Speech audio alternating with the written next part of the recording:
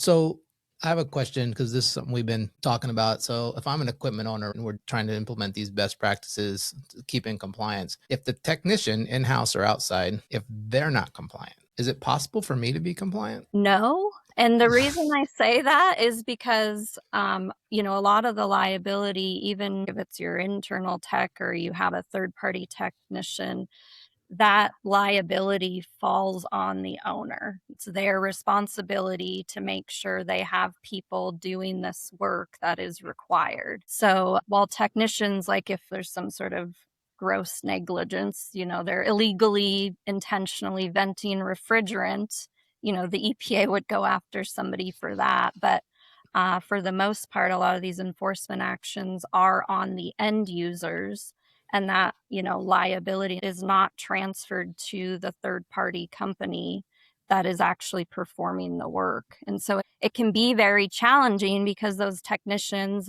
that's like 90% of compliance, right? Making sure Hmm. that they are carrying out the required field practices, but then And also documenting making them. sure they're documenting Yeah. those.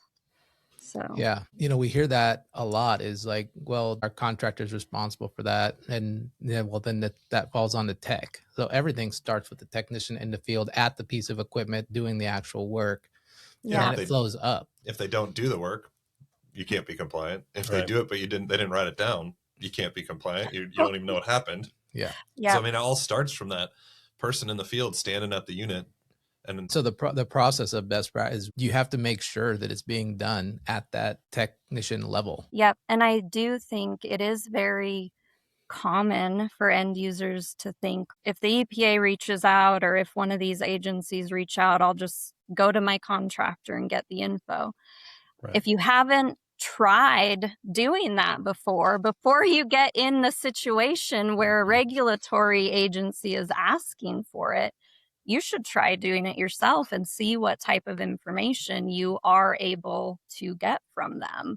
And how And fast and how right. fast, what it looks like. If you're in a situation where a regulatory agency is asking for this, you don't have a lot of time to respond, and you don't want to find yourself in a situation where that's when you're realizing how many violations you have because you had been reliant on them to be doing things and keeping the documentation and that type of stuff.